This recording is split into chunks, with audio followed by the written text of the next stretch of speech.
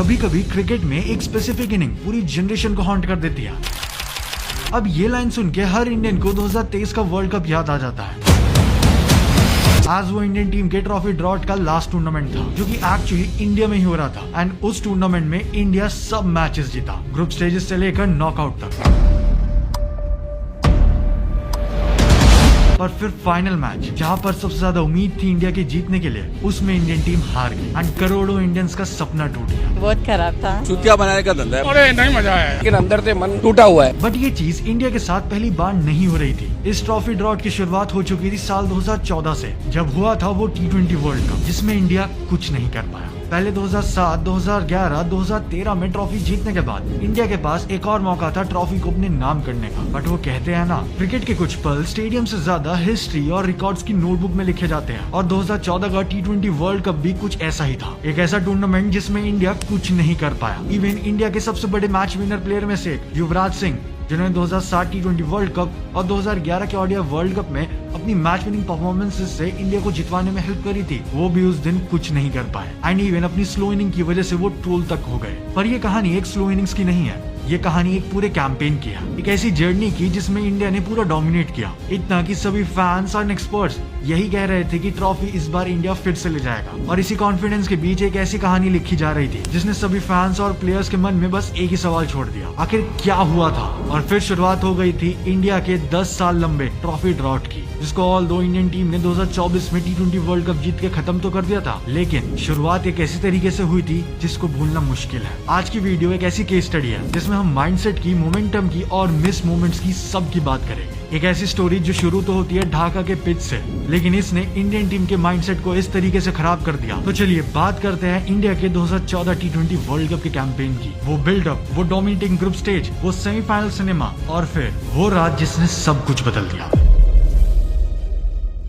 अब 2014 के T20 world cup से ठीक एक साल पहले, साल 2013 में इंडियन टीम इंग्लैंड के क्लाउडी समर में MS धोनी की कैप्टेंसी के अंडर चैंपियंस ट्रॉफी को जीत जाती है। एंड उस पॉइंट पर इंडियन टीम वर्ल्ड क्रिकेट के बॉस मोड में थी। एंड सबको यही लग रहा था कि इंडियन टीम आने वाले कई सालों तक डोमिनेट करती रहेगी इसी तरीके से। और जैसे साल 2014 आता है, चीजें पूरी तरीके से बदल जाती है। इंडियन टीम जितना ओडीआई और टेस्ट फॉर्मेट में स्टेबल दिख रही थी, उतनी T20 फॉर्मेट में नहीं लग रही थी। ऑल्दो कई प्लेयर्स आईपीएल में अच्छा परफॉर्म करके आ रहे थे, मगर आईपीएल में सुपरस्टार और इंटरनेशनल में परफॉर्मेंस देना काफी अलग चीजें रहती है। और इंडिया इस वर्ल्ड कप में एक बड़े चैलेंज के साथ भी उतर रही थी, और वो थी डेथ बॉलिंग। जहीर खान अब T20 में नहीं खेल रहे थे। शमी और भुवनेश्वर कुमार प्रॉमिसिंग तो थे, लेकिन इनएक्सपीरियंस भी थे। तो यहाँ पे सबसे बड़ा सवाल यही था कि एंड के ओवर्स आके संभालेगा कौन। ये सवाल जितना फैंस को परेशान कर रहा था, उतना ही टीम को। ऊपर से कैप्टन MS धोनी की फिटनेस भी। आज उन्होंने 2014 का एशिया कप भी मिस किया था। एंड टूर्नामेंट से पहले हर जगह यही सवाल था, will Dhoni be fully fit for this tournament. फिर सीन चेंज होता है बांग्लादेश के लिए, जहाँ की पिचेस पे इंडियन टीम 2 हफ्ते पहले ही एशिया कप खेलती है। स्लो, टैकी, टर्न फ्रेंडली, एक तरह से इंडिया के स्पिनर्स अश्विन और जडेजा के लिए ये पिचेस ब्लेसिंग थी। पर फिर भी इंडियन टीम टूर्नामेंट में लेके जाती है एक wild card spinner Amit Mishra को। इसके अलावा स्क्वाड सिलेक्शन के टाइम पर भी काफी डिबेट हुई थी। आज युवराज सिंह स्क्वाड का पार्ट थे, जो कि उस टाइम पर सॉलिड फॉर्म में नहीं थे, लेकिन फिर भी उन्हें टीम में इंक्लूड किया गया। सुरेश रैना शॉर्ट बॉल से काफी स्ट्रगल कर रहे थे, बट ही वाज सपोर्टेड क्योंकि एशियन ट्रैक्स उनके लिए परफेक्ट थे। अमित मिश्रा के सिलेक्शन के लिए भी लोग काफी ज्यादा कंसर्न थे। और पेस अटैक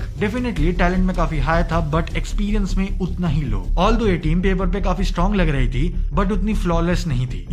वो वाली बात नहीं आ रही थी। एंड इन सभी चीजों को पीछे छोड़कर इंडियन टीम एंट्री लेती है 2014 के T20 वर्ल्ड कप में। एक चैंपियन टीम जिसमें कॉन्फिडेंस तो काफी था, बट उससे ज्यादा क्वेश्चंस भी थे। बांग्लादेश के ह्यूमिड मार्च में टूर्नामेंट स्टार्ट होता है, और इंडिया का सबसे पहला ही मैच होता है पाकिस्तान के अगेंस्ट। इस राइवलरी की टेंशन, नॉइज और प्रेशर को बताने की मुझे नीड बिल्कुल नहीं है। इस मैच में पाकिस्तान पहले बैटिंग करती है, और इस मैच में MS धोनी भी एक क्लियर प्लान के साथ आते हैं। स्पिन, स्पिन और सिर्फ स्पिन। उन्होंने 20 में से 13 ओवर्स बस स्पिन से ही करवाए थे। एंड इवन इस मैच में पहला ही ओवर वो अश्विन को दे देते हैं। फिर अश्विन की वेरिएशंस, जडेजा की एक्यूरेसी और अमित मिश्रा के ड्रिफ्ट, इससे पाकिस्तान का मिडिल ऑर्डर एक ट्रैप में फंस जाता है, और उनका बैटिंग लाइनअप फिर कोलैप्स भी हो जाता है। एंड 20 ओवर के बाद पाकिस्तान ने बनाए 130 फॉर 7। अब देखा जाए तो 131 का टारगेट लगता तो काफी सिंपल है, पर पाकिस्तान जैसी बॉलिंग लाइनअप के आगे it was actually hard task. Chase के टाइम पर इंडियन बैटिंग लाइनअप में काफी प्रेशर था, बट क्राउड में इंडियंस की रोड थी, जिस वजह से इंडियन बैट्समैन का कॉन्फिडेंस हाई रहा। रोहित शर्मा और शिखर धवन काफी केयरफुल स्टार्ट देते टीम को। फिर विराट कोहली के compose 36 run and even Suresh Raina के 35। इस सब की वजह से इंडियन टीम इस टूर्नामेंट का फर्स्ट मैच काफी आसानी से जीत जाती है। एंड टूर्नामेंट के पहले मैच को जीतने के बाद से ही मैसेज काफी क्लियर था, था इंडियन टीम यहाँ पे पार्टिसिपेट करने नहीं बल्कि जीतने के लिए आई है। फिर सेकंड मैच होता है वेस्ट इंडीज के खिलाफ। इस मैच में पहले वेस्ट इंडीज बैटिंग करती है एंड एक बार फिर से MS धोनी पिछले मैच वाला ही प्लान इसमें एग्जीक्यूट करते हैं, स्पिन स्पिन और सिर्फ स्पिन। इस मैच में टोटल 14 ओवर स्पिन के हुए थे और वेस्ट इंडीज की टीम का हाल भी पाकिस्तान के जैसा हुआ, कोलैप्स। एंड 20 ओवर के एंड में वेस्ट इंडीज केवल 129 बना पाती है। अब 130 रन के टारगेट को चेस करना उतना आसान नहीं था, एज इंडियन टीम पहले ही ओवर में शिखर धवन का विकेट खो देती है। लेकिन फिर रोहित शर्मा और विराट कोहली एक अमेजिंग पार्टनरशिप बनाते हैं और इंडिया को विक्ट्री की तरफ लीड करते हैं एंड इंडियन टीम इस मैच को भी जीत जाती है। अब तक हुए इन दोनों ही मैचेस में मैन ऑफ द मैच का अवार्ड मिला था अमित मिश्रा को एंड इतनी बात क्लियर हो चुकी थी कि MS धोनी का ये गैम्बल अमित मिश्रा को खिलाने का काफी सक्सेसफुल होता हुआ दिख रहा है। फिर नेक्स्ट मैच होता है होस्ट नेशन के अगेंस्ट यानी कि बांग्लादेश के खिलाफ। ऑल्दो क्राउड में बांग्लादेश को काफी ज्यादा सपोर्ट मिल रहा था, लेकिन इंडियन टीम की परफॉर्मेंस काफी थी बताने को कि हम यहाँ जीतने के लिए आए हैं। इस मैच में भी एक बार फिर से 14 ओवर स्पिन के करवाए जाते हैं, जिस वजह से बांग्लादेश की टीम 20 ओवर में केवल 138 रन ही बना पाती है। इंडियन टीम इस टारगेट को 18.3 ओवर में ही चेस कर लेती है, जहाँ पे विराट कोहली और रोहित शर्मा दोनों ही 50 मारते हैं एंड साथ में MS धोनी के क्विक 22 इन 12 बॉल्स में। फिर नेक्स्ट मैच होता है ऑस्ट्रेलिया से।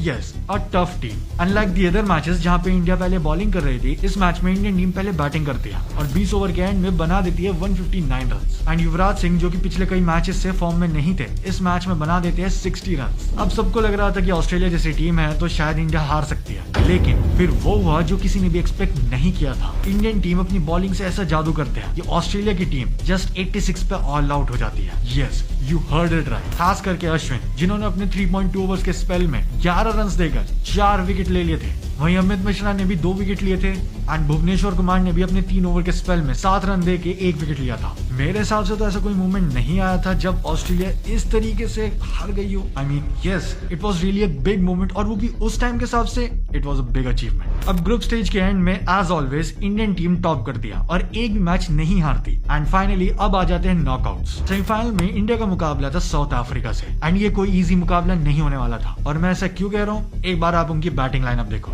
ओपनिंग में डी कॉक और आमला, फिर फाफ डु प्लेसी, फिर AB de Villiers, JP Duminy, David Miller, एक पूरा लाइनअप जो कि 20 ओवर तक टिक के रन्स बना सकता है एंड उसकी डेप्थ खत्म नहीं होने वाली। एंड यही नहीं, बॉलिंग तो इससे भी ज्यादा खतरनाक थी। आज सामने रहे सबसे बड़े थ्रेट डेल स्टेन, साथ में स्पिन मैजिशियन इमरान ताहिर भी। इतने खतरनाक लाइनअप के बाद इतना क्लियर था कि ये मैच आसान नहीं रहने वाला। सेमीफाइनल मैच शुरू होता है और इंडिया की तरफ से भुवी ने फर्स्ट ओवर में डी कॉक को आउट कर दिया। फिर पावर प्ले खत्म होने से पहले ही हाशिम आमला भी आउट हो जाते हैं, लेकिन फिर फाफ डु प्लेसी मार देते एक master class 50 and even JP Duminy भी 45 रन की एक अच्छी इनिंग्स खेल देते हैं और फिर डेविड मिलर मार देते हैं quick 23 run in just 12 balls और इसी के साथ 20 ओवर के बाद साउथ अफ्रीका बना देती है 172 रन। इस टूर्नामेंट के पिछले मैचेस के हिसाब से ये टारगेट काफी ज्यादा था। अब वैसे ये मैच थोड़ा टफ बन चुका था, पर यहाँ पे एक इंटरेस्टिंग चीज ये है कि साउथ अफ्रीका टोटल 4 पेसर्स के साथ खेल रही थी, वहीं पर इंडियन टीम 13 ओवर स्पिन के करवा चुकी थी। इसमें इंक्लूडेड था हमारा स्पिन ट्रियो जडेजा, अश्विन और Amit Mishra.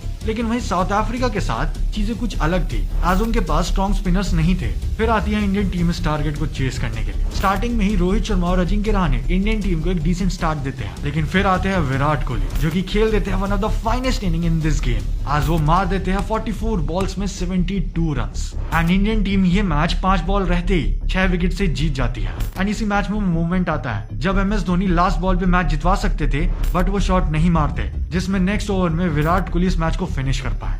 That's great stuff. You won the game for us. You finish it.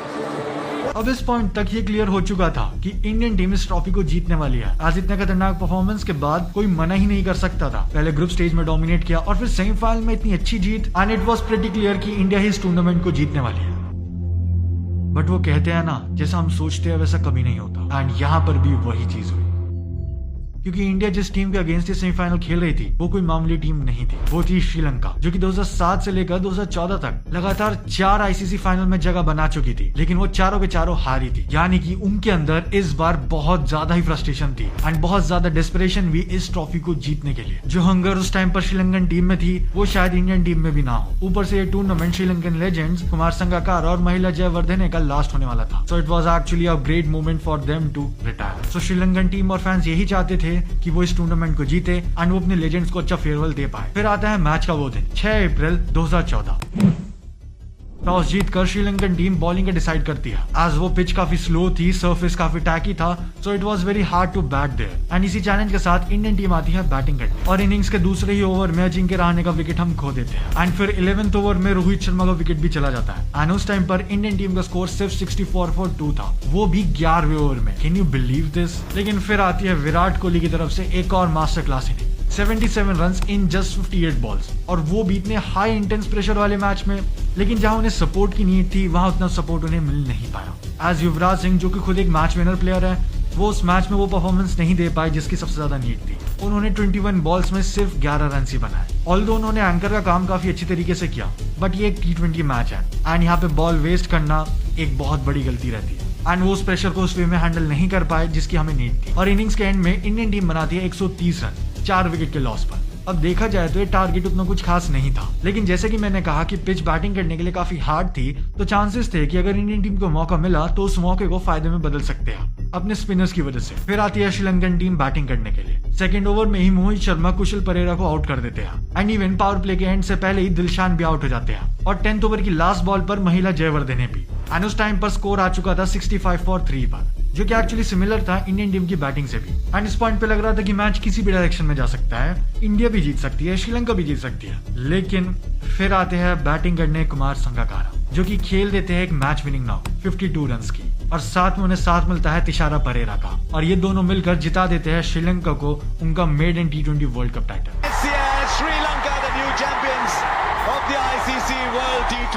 अब ऑफ कोर्स ये इंडिया के लिए एक हार्ट ब्रेक था, एक बहुत बड़ा हार्ट ब्रेक था, क्योंकि हम ऑलरेडी 2011 का ओडीआई वर्ल्ड कप फिर 2013 की चैंपियंस ट्रॉफी जीत के आ रहे थे and it was actually obvious कि इंडियन टीम इस टूर्नामेंट को भी जीत जाएगी। आफ्टर ऑल जो पूरे टूर्नामेंट में परफॉर्मेंस रही थी it was very clear, but वहीं श्रीलंका के लिए ये एक बहुत बड़ी जीत थी। पहले 2007 के ओडीआई वर्ल्ड कप में हारना, फिर 2009 के T20 वर्ल्ड कप में हारना, फिर 2011 के ओडीआई वर्ल्ड कप में हारना और फिर 2012 के T20 वर्ल्ड कप में हारना। लगातार 4 आईसीसी फाइनल में परफॉर्म करना, फिर फाइनल में जाके हार जाना बहुत ज्यादा पेनफुल चीज थी, बट 2014 के T20 वर्ल्ड कप ने उनके लिए सब चीजें बदल के रख दी। It was a big thing. ऊपर से उनके लेजेंड्स का रिटायर होना एक अच्छी जीत के बाद, this reshaped, they deserve this.